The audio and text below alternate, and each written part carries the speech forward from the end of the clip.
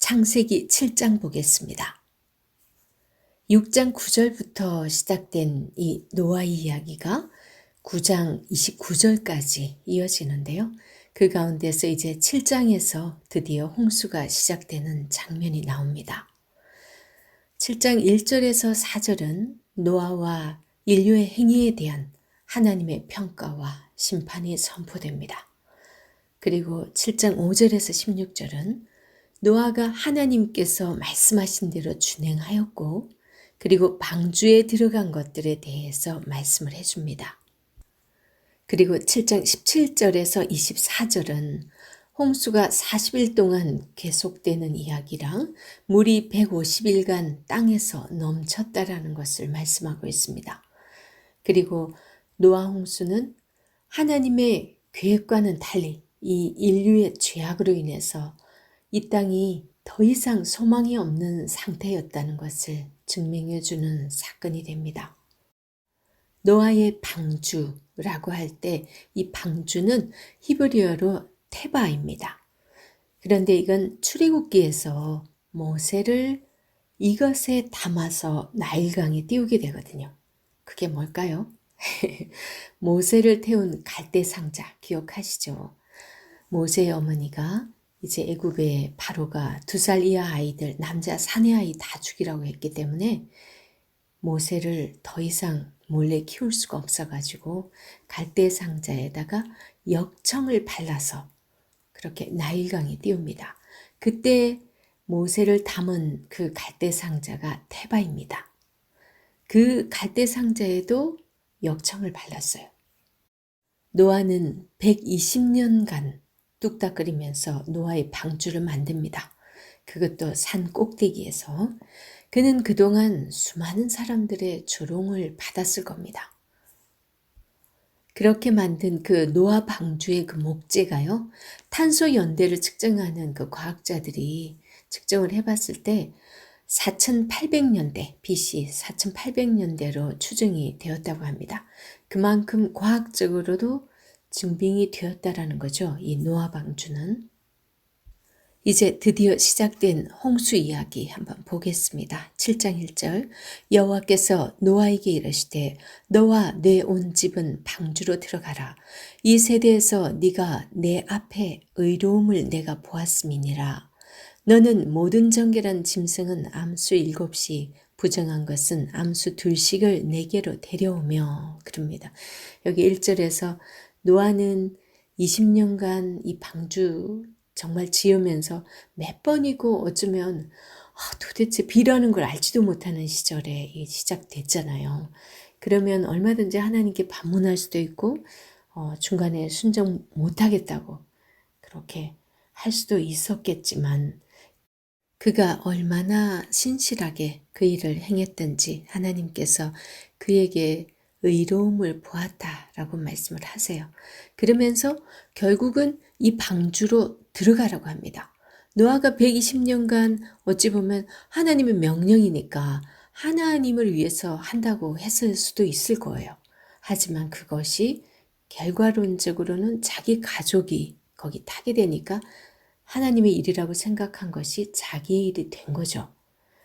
우리가 하는 일이 하나님으로부터 비롯됐다면 바로 이런 결과가 될 것 같습니다.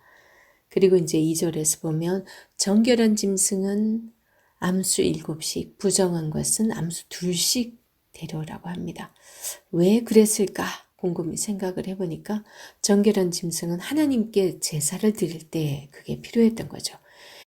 노아 홍수가 끝나고 나면 이제 짐승들도 나머지 여기 타지 않은 건 다 죽고 없을 거니까 하나님께 제사를 드릴 때 제물이 없지 않겠어요?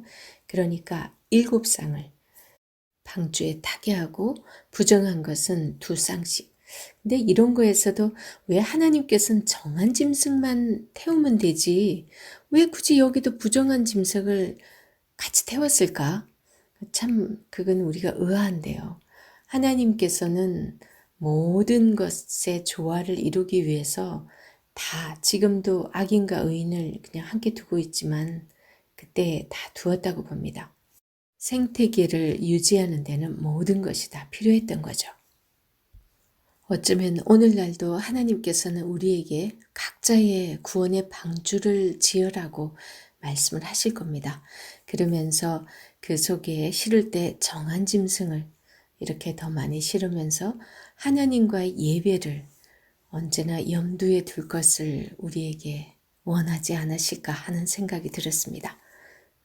3절 4절 보면 공중의 새도 암수 7씩을 데려와 그 실을 온 지면에 유전하게 하라.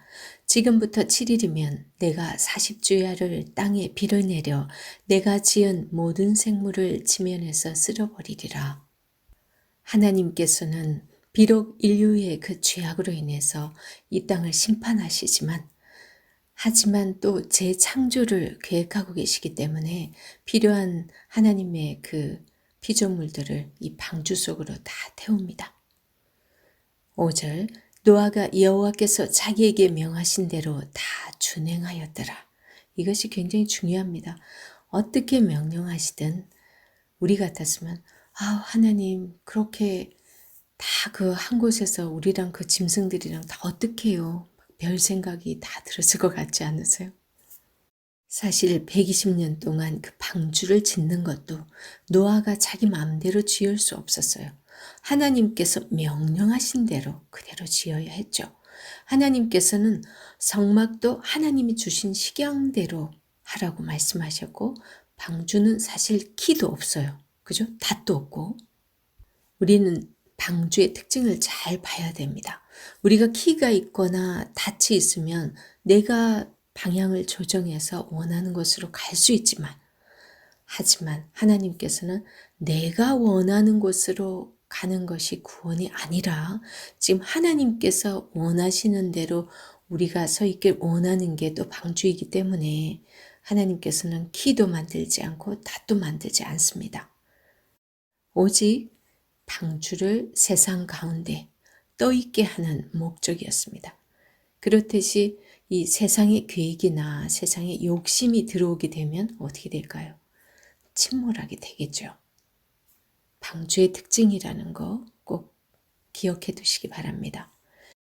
6절 홍수가 땅에 있을 때에 노아가 600세라 노아는 아들들과 아내와 며느리들과 함께 홍수를 피하여 방주에 들어갔고 정결한 짐승과 부정한 짐승과 새와 땅에 기는 모든 것은 하나님이 노아에게 명하신 대로 암수 2씩 노아에게 나와 방주로 들어갔으며 여기서 하나님께서 나오게 하셨다라는 거 굉장히 중요하게 봐야 됩니다.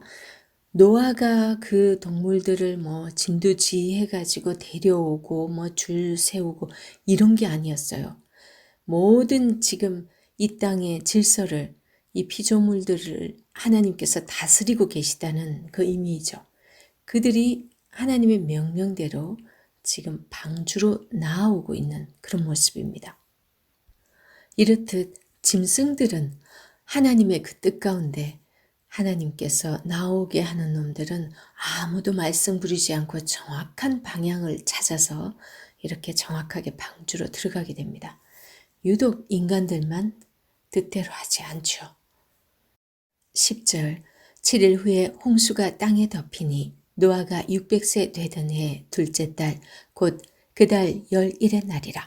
그날에 큰 기품의 샘들이 터지며 하늘의 창문들이 열려 40주야를 비가 땅에 쏟아졌더라. 기품의 샘들이 터졌다고 이렇게 말씀하고 있습니다.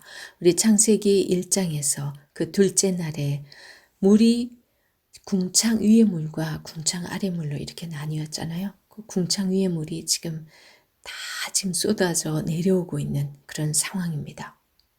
그래서 제가 1장 설명드릴 때 둘째 날만 유독 하나님께서 보시기에 좋았더라가 없었다고 말씀을 드리면서 어디에 특별히 그 말씀은 안 하셔도 이 노아의 홍수 때 이렇게 하나님께서 심판하실 때 사용될 것을 하나님의 전지전능하심은 아시기 때문에 그랬던 거 아닌가 그런 말씀을 드린 적이 있습니다. 그래서 지금 이 궁창 위의 물들이 이렇게 다 쏟아 부어지고 있습니다. 40주야를 그렇게 물이 쏟아집니다. 40일은 고난의 시간인데 여기서도 40주를 얘기합니다. 요나서에서 그 니느웨 심판을 선고할 때도 40일간 유예기간을 주죠. 그리고 예수님의 공생애 때 예수님도 40일간 금식기도를 합니다. 물론 모세도 40일간 금식기도, 모세 2번이나 하니까 모세 80일이나 하죠. 노아가 배를 만들 때 역청을 칠해라 했는데 만약에 다른 걸 칠했으면 어떻게 됐을까요? 그 배는 물이 들어와서 가라앉았겠죠. 역청을 칠해라 하면 역청을 칠하고 우리는 온전한 순종이 필요합니다. 우리 신앙의 목적은 잘 먹고 잘 사는 것이 아니잖아요. 그래서 신앙의 본질은 이 땅에서의 노후 대책이 아닌 사후 대책이라고 우리 목사님께서는 자주 말씀하시죠. 성경은 창세기에서부터 요한계시록 거기에 이르기까지 구원과 심판의 책입니다. 우리에게 닥쳐올 그 심판을 준비하게 하기 위해서 우리에게 이 성경을 주셨습니다. 이 66권의 성경. 그래서 우리는 날마다 가까이 하면서 우리 자신들의 방주를 만들어 가야 할 것입니다. 그것도 내 방식이 아닌 하나님의 방식대로. 13절 곧 그날에 노아와 그의 아들 셈, 함, 야벳과 노아의 아내와 세 며느리가 다 방주로 들어갔고 그들과 모든 들짐승이 그 종류대로 모든 가축이 그 종류대로 땅에 기는 모든 것이 그 종류대로 모든 새가 그 종류대로 무릇 생명의 기운이 있는 육체가 둘씩 노아에게 나와 방주로 들어갔으니 들어간 것들은 모든 것의 암수라. 하나님이 그에게 명하신 대로 들어가매 여호와께서 그를 들여보내고 문을 닫으시니라. 이제 문이 드디어 닫혔습니다. 안에 들어간 사람들에게는 그것이 구원의 문이 되겠지만 이제 문이 닫힌 후에 땅에 그대로 남아있는 사람들은 그들에게는 심판이 된 거죠. 그래서 열려 있을 때, 구원의 문이 열려 있을 때 구원을 받을 만한 때가 있다라는 거죠. 그래서 방주에 그 종류대로 들어갔다라고 하는데 이것은 창조 때와 너무나 비슷합니다. 왜냐하면 하나님께서 지금 노아 홍수를 통해서 다 심판한 후에 재창조를 염두에 두고 계시기 때문에 이런 하나님께서 먼저 창조했던 애들 중에서 다시 또 만드는 게 아니라 둘씩 쌍으로 이렇게 데리고 들어갑니다. 아까 그런데 정결한 짐승은 7쌍입니다. 지금 노아에게 하나님께서 처음에 창조할 때처럼 이런 하나하나 이런 피조물에 대해서 어떻게 둘씩 그 안으로 넣어라 이런 말씀을 하고 계시다는 것은 하나님께서 아담에게 그 피조물에 대한 이름을 짓게 하셨잖아요. 그 창조 행위를 같이 하게 한 무엇인가에 이름을 붙인다라는 것은 정체성을 심어주는 거예요. 그것도 하나의 창조 행위거든요. 하나님은 꼭 인간과 함께 하나님의 그 구원의 역사를 이루어 가시는데 아담에게 함께 하기를 원하셨던 그 구원의 역사를 이제는 노아와 함께 하나님의 그 구원 계획을 함께 하기를 원하시는 모습을 지금 여기서 너는 기운이 있는 육체가 둘씩 나와서 이제 들어가게 하고 둘씩 해서 이렇게 넣으라 그러면서 하는 이런 모든 것들이 재창조를 위한 그 구원 계획에 다시 함께 하자. 이런 하나님의 의도가 여기 들어가 있다는 겁니다. 17절 홍수가 땅에 40일 동안 계속된지라 물이 많아져 방주가 땅에서 떠올랐고 물이 더 많아져 땅에 넘침에 방주가 물 위에 떠다녔으며 물이 땅에 더욱 넘침에 천하의 높은 산이 다 잠겼더니 물이 불어서 15규빗이나 오르니 산들이 잠긴지라. 분명히 이런 사실들은 노아의 홍수가 지역적인 것이 아니라 전 세계적인 노아 홍수였다라는 사실을 이렇게 증거를 해주고 있고요. 그리고 노아의 홍수가 노아가 600세 되던 해에 둘째 달, 곧 그 달 11의 날 이렇게 정확하게 말씀을 해주고 있잖아요. 그랬다는 것은 더욱더 이건 분명하게 역사적 사실임을 이렇게 말씀을 해주고 있습니다. 21절부터 23절 보겠습니다. 땅 위에 움직이는 생물이 다 죽었으니 곧 새와 가축과 들짐승과 땅에 기는 모든 것과 모든 사람이라. 육지에서 그 코에 생명의 기운의 숨이 있는 것은 다 죽었더라. 지면의 모든 생물을 쓸어버리시니 곧 사람과 가축과 기는 것과 공중의 새까지라. 이들은 땅에서 쓸어버림을 당하였어되 오직 노아와 그와 함께 방주에 있던 자들만 남았더라. 노아의 홍수 사건을 통해서 우리가 방주를 짓지 않으면 생명을 구원할 수 있는 길이 없구나. 그 방주를 짓는다는 것은 내 뜻대로 내 마음대로 신앙생활을 하는 것도 아니고 오직 하나님의 말씀대로 준행하여서 하나님께서 말씀하시는 대로 우리가 살아가면서 많은 영혼을 또 구원할 수 있는 방주를 함께 만드는 그런 사람이 되어야 되겠다는 거죠. 그것은 마치 우리의 신앙생활이 삶 가운데서 우리가 본이 되어서 우리의 가정을 구원하고 그리고 우리 가정에서 이웃에게 그 복음이 전해지고 그래서 이 세상을 구원하는 그런 방주의 역할은 우리 한 사람 한 사람의 하나님의 말씀의 순종으로 이루어진다라는 것을 또 알게 합니다. 그것에서 또 아주 기본적인 것은요. 이 방주 안에는 계속 하나님께서 암수를 창조해서 이렇게 넣는 것을 보잖아요. 그것은 하나님께서 생육하고 번성하라라는 그 문화 명령을 주셨어요. 구원의 대가 끊어지면 정말 더 이상 하나님 나라가 이어지기가 힘들죠. 그래서 가정에서 자녀들이 결혼을 안 한다라는 거, 그 다음에 자녀를 낳지 않으려고 하는 것은 아주 큰 일입니다. 하나님의 창조 질서는 분명히 암수 다 창조하셔서 하나님께서 계속 생육하고 번성하도록 창조하셨다라는 거, 우리가 창조 질서에 맞도록 우리 역시도 그 역할을 감당할 때 믿음의 대가 계속 이어진다라는 거 꼭 기억하시기 바랍니다.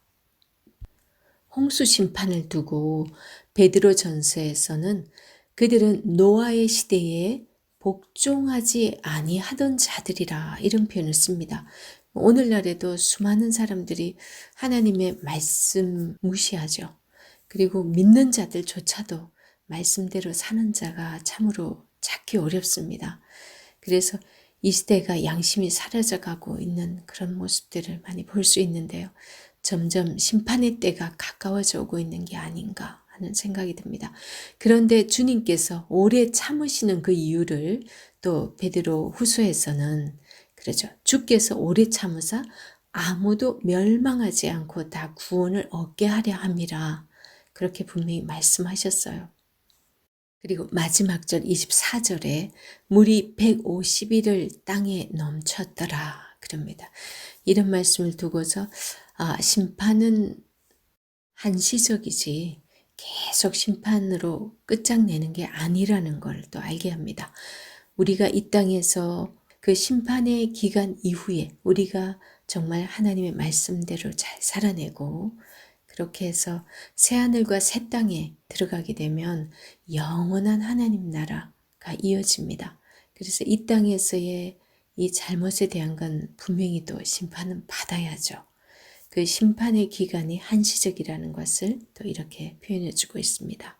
우리 주님께서 마태복음과 누가복음에서 노아의 때에 대한 묘사를 이렇게 하고 있습니다. 먹고 마시고 장가가고 시집가고 사고 팔고. 물론 이런 일들은 우리 인간의 기본적인 모습입니다. 그러면 이걸 악하다고 했을까요? 그게 아니죠. 인생의 가장 기본적인 이런 거 하는 게 잘못된 게 아니라 이런 일이 전부인 양 살아간다는 거죠. 그런 모습이 멸망당할 수 있는 모습이라는 겁니다. 혹시 우리도 먹고 사는 일에 온전히 빠져서 그거 외에는 아무런 내가 하나님과의 관계도 맺지 않고 그리고 하나님이 기뻐하는 전도에도 관심 없고 정말 하나님과는 너무나 상관없이 이 땅의 것만 추구하며 살아간다면 우리 역시도 멸망당할 그런 사람에 속할 수밖에 없겠죠. 노아 시대에 그때 사람들 보면서 하나님께서 사람을 지으신 걸 한탄하셨잖아요. 한탄하고 근심하셨던 그 일을 우리가 뻔히 이렇게 말씀을 통해 보고 알면서도 그대로 하고 산다면 하나님께서 또 우리를 보시고 한탄하고 근심할 수밖에 없겠다라는 생각이 듭니다. 그래서 오늘날 우리에게 분명 이 심판의 메시지를 통해서 우리의 삶을 돌아보고 우리 각자의 구원의 방주를 하나님의 말씀에 순종하여 짓는 우리의 모습 되기를 주님께서 바라시지 않을까 생각합니다.